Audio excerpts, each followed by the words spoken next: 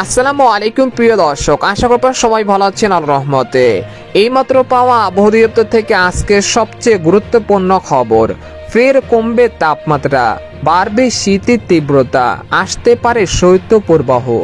আজ রাত থেকে ফের জেলায় জেলায় তীব্র ঘন কুয়াশার আভাস। এছাড়া আগামী 24 ঘন্টার মধ্যে দুই বাংলার বিভিন্ন জেলায় রাতের সর্বনিম্ন তাপমাত্রা 2 ডিগ্রি সেলসিয়াস কমে বাড়তে পারে শীতের তীব্রতা, এমনটা জানাচ্ছেন আবহাওয়া দপ্তর। আজ ও আগামীকাল কোন কোন জেলার আবহাওয়া কেমন থাকতে পারে এই বিষয়ে কি বলছে আজকের আবহাওয়া রিপোর্টে জানিয়ে দিব। সম্পূর্ণ বিস্তারিত ভিডিওদের সঙ্গে থাকুন। আর আপনি কোন জেলা থেকে আমাদের আবহাওয়ার খবরটি দেখছেন অবশ্যই কমেন্ট করে জানিয়ে দিবেন। আর সবার আগে সবার প্রথম সঠিক আবহাওয়ার খবর জানতে আমাদের চ্যানেলটিকে সাবস্ক্রাইব করে রাখুন। এবার জেনে নিন এক নজরে। কখনো তীব্র ঘন কুয়াশা, আবারও কখনো দেখা মিলছে মেঘলা আকাশ ও বৃষ্টিপাত।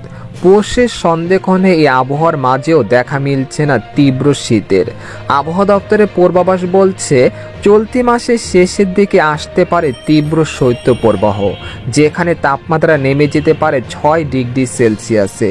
এরই মাঝে আগামী 24 ঘন্টার মধ্যে দেশের 2-1 স্থানে তীব্র থেকে অতি তীব্র মাত্রার ঘন কুয়াশা দেখা মিলতে পারে। সেই সাথে বাড়তে পারে শীতের তীব্রতা বলে জানিয়েছেন আবহাওয়াবিদরা।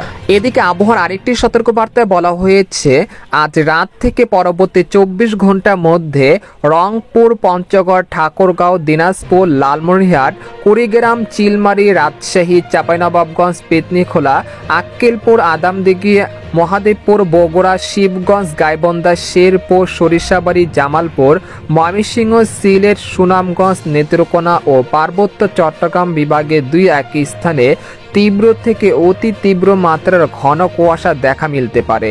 আবার কোথাও কোথাও তা দুপুর পর্যন্ত অব্যাহত থাকতে পারে। তবে দেশের বেশিরভাগ স্থানের আকাশ পরিষ্কার হয়ে যেতে পারে বেলা বাড়ার সাথে সাথে। পরবর্তীতে শৈত্যপ্রবাহ আসতে পারে আগামী 17 জানুয়ারির পরে, তার জন্য আপনারা পূর্ব প্রস্তুতি নিয়ে রাখুন। এদিকে গত 24 ঘন্টায় দেশের সর্বনিম্ন তাপমাত্রা রেকর্ড করা হয়েছে রংপুরের তেঁতুলিয়ায় 9.6 ডিগ্রি সেলসিয়াস। আর এই সময় ঢাকার সর্বনিম্ন তাপমাত্রা ছিল 16.4 ডিগ্রি সেলসিয়াস। আর সর্বোচ্চ তাপমাত্রা ছিল চট্টগ্রামের টেকনাফে 30.8 ডিগ্রি সেলসিয়াস।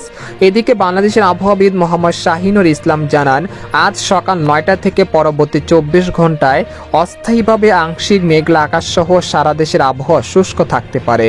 শেষ রাত থেকে সকাল পর্যন্ত সারা দেশের কোথাও কোথাও হালকা থেকে মাঝারি ধরনের কুয়াশা পড়তে পারে। এই সময় সারা দেশে রাতের তাপমাত্রা সামান্য হ্রাস পেতে পারে এবং দিনের তাপমাত্রা প্রায় অপরিবর্তিত থাকতে পারে। তো এই ছিল খবর। এরকম লেটেস্টিং আবহাওয়ার খবর জানতে আমাদের সাথেই থাকুন। ধন্যবাদ।